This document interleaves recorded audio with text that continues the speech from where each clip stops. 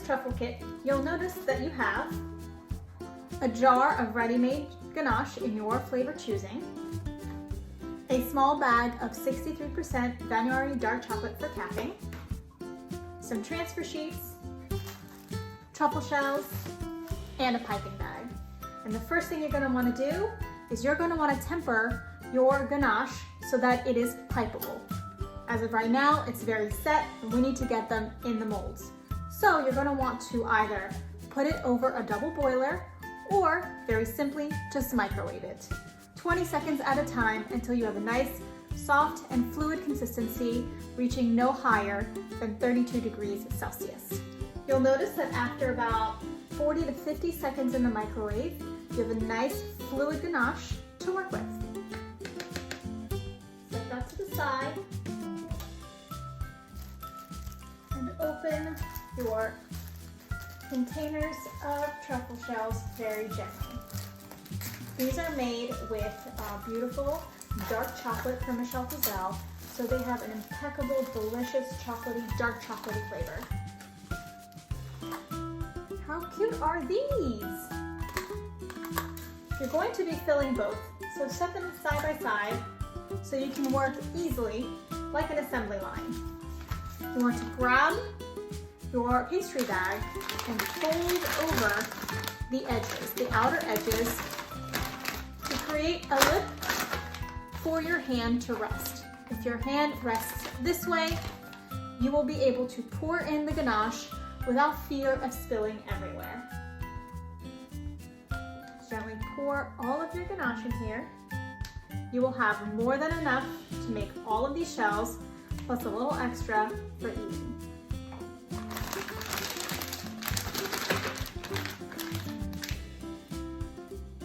Make sure you twist the bag when you hold it so that you have no spillage of ganache.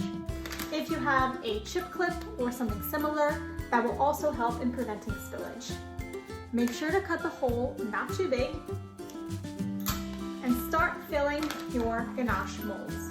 You want to fill them about 7/8 of the way, leaving enough space at the top for capping. That is very important as the capping will allow you to have a fully closed chocolate candy. Beautiful. Set your ganache to the side. And then what you're going to want to do is take your little tray and give a gentle tapping. This will allow any air bubbles to come to the surface, and that way you do not have any air bubbles in your chocolate.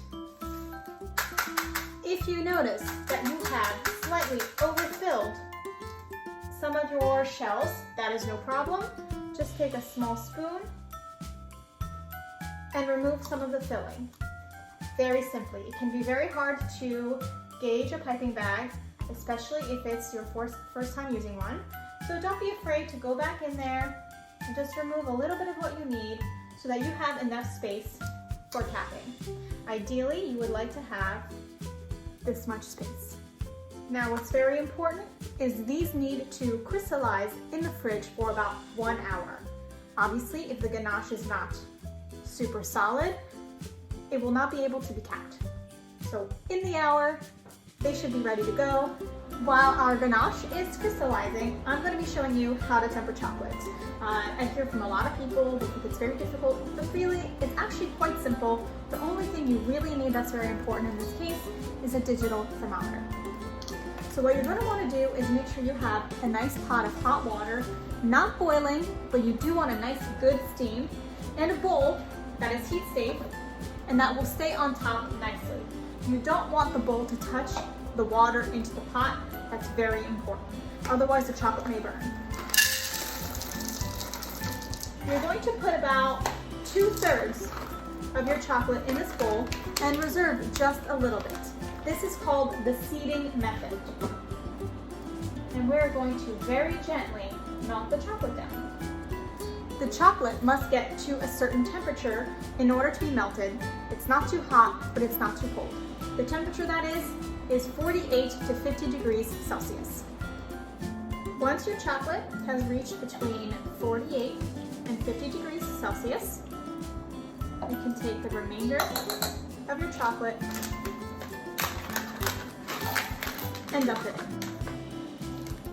Then you're going to want to stir until you see no more chips in the mix. All the chocolate should be melted. This could take upwards of 2 to 3 minutes just to make sure everything is nicely melted. Don't forget to scrape as you go. A handy rubber spatula is really great for this. And once that's done, we'll check the temperature. We want to get the chocolate down to 28 degrees Celsius.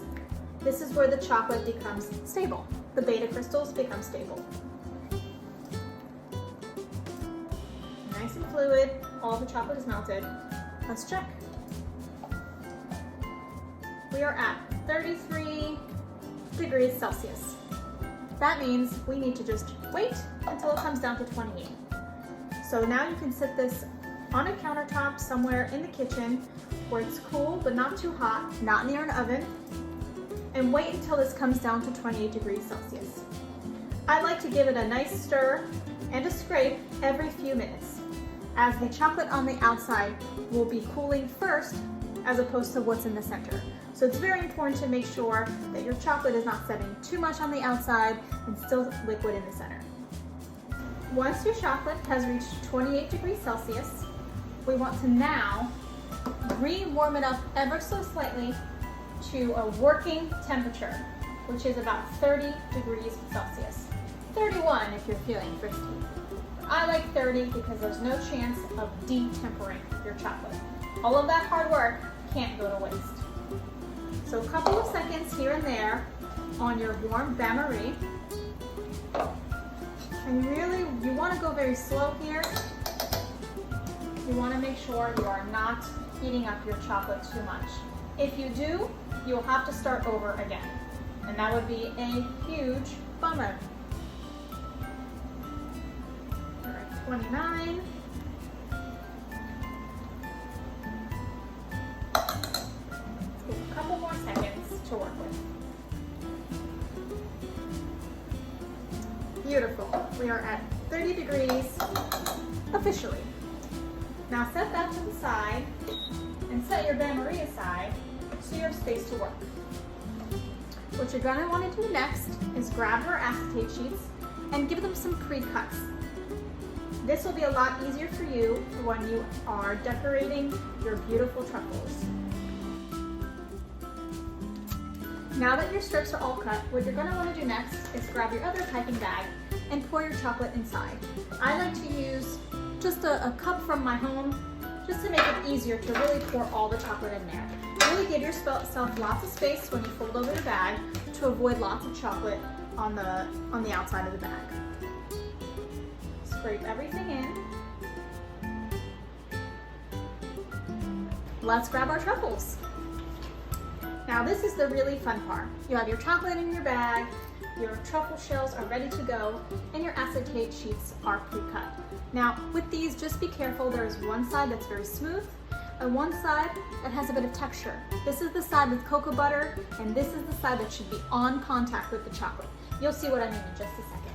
Now you're going to want to cut this, again, not too big. You really want to be able to give yourself a little bit of leverage, and if it goes too quickly, it'll be a lot harder. So I'm going to work row by row because it's easier for me to do it that way. I'm going to start 4 of these, and I'm going to gently tap them so they are fully complete. Now what you can do, if you're seeing that one of them is not fully completing, tap it against your counter. You really want these to look beautiful, so take your time.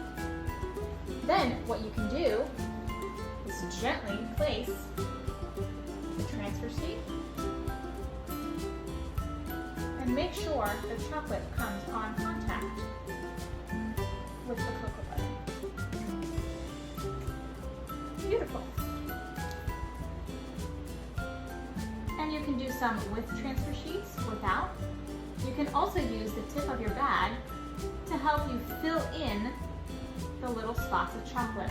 And then you can use your tray to tap it out.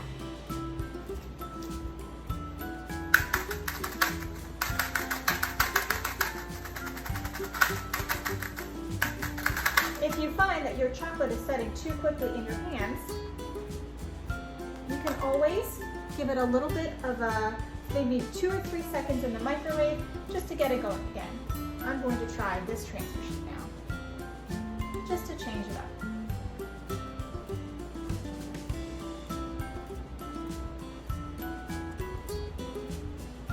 You can also do some with just chocolate and sprinkle a little sea salt on top, and that's also lovely.